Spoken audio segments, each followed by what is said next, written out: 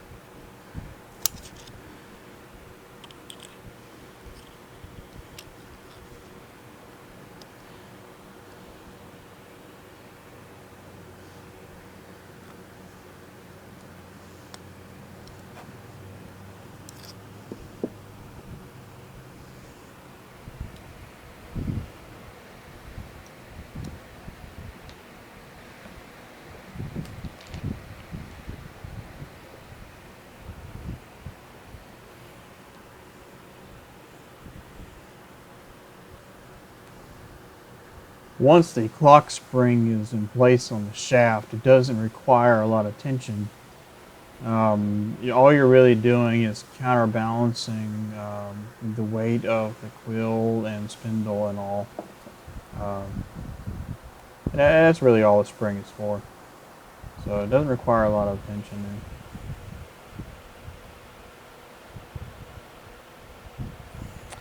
there. Okay, if we need to, we'll go back and we'll adjust that spring later.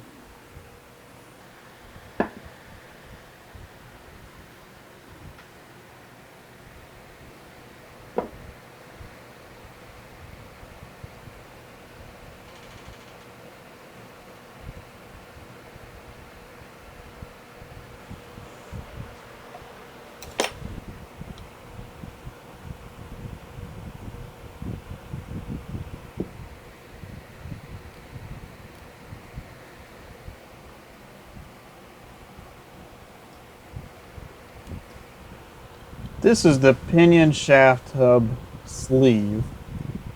Now, the key on this kept sliding up on me, and it was a little difficult to get on there. It was kind of had a few burrs and had to be cleaned up, and I got that cleaned up, but even still, it was just a little bit tight. A couple taps with a rubber mallet and went right on.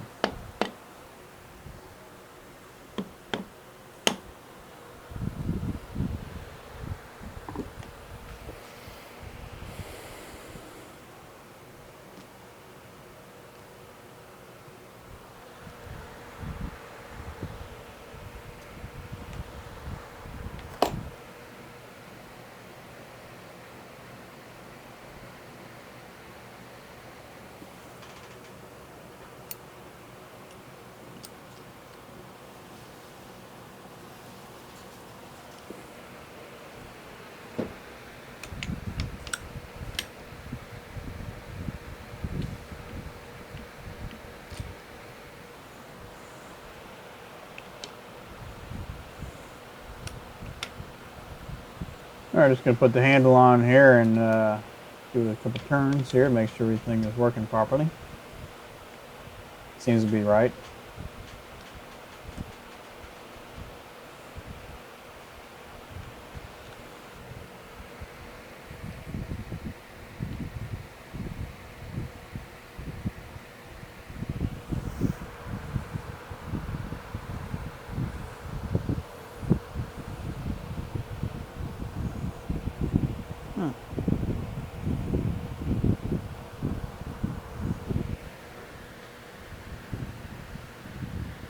So this ended up being a little bit tighter than I thought it would be. This is the Quill stop knob.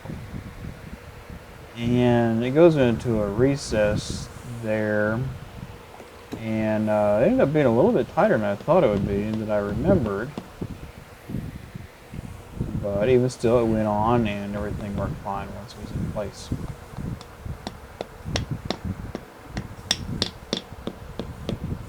Good old rubber mallet.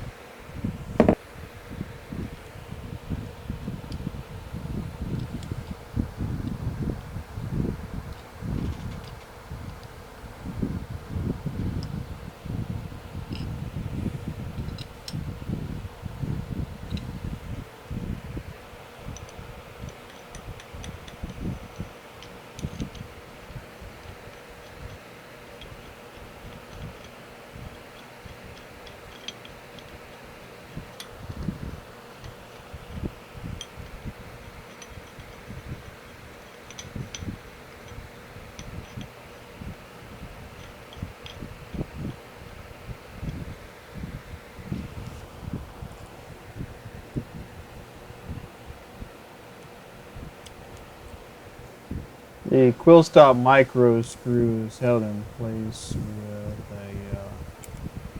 just a retaining ring.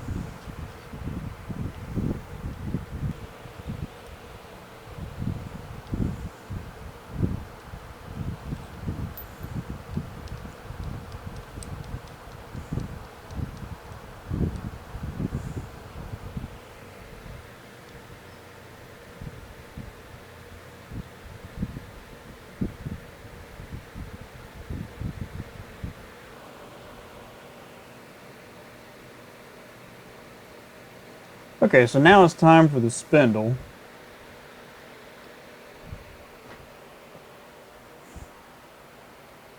And it really just slides up inside. And not a whole lot to it. It's just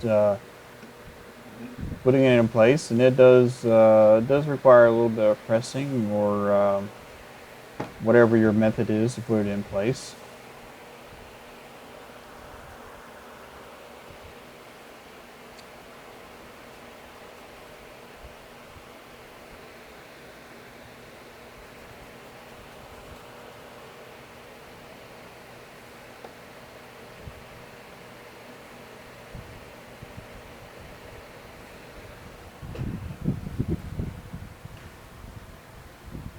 Okay, so I'm not going to show the entire process of putting the spindle back inside the quill. I would much rather for you, if you're looking to find out how to do this, to go to one of the repair websites, look on Practical Machinist and their forums, and see if you can get some better advice on how to do that. I think it'll probably pay off for you in the long run. And once again, I'm really not. This is not really how-to videos. This is more bringing you along the process as I work my way through the challenges of doing a project like this and following it through to completion.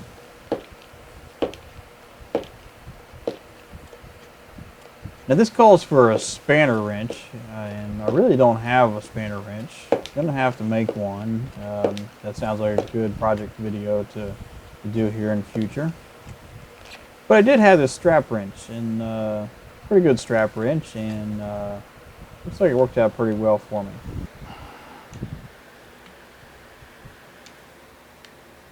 Gonna have to lower the quill just a little bit to make sure I can get the strap wrench on it all the way and get that finished, screwed back on.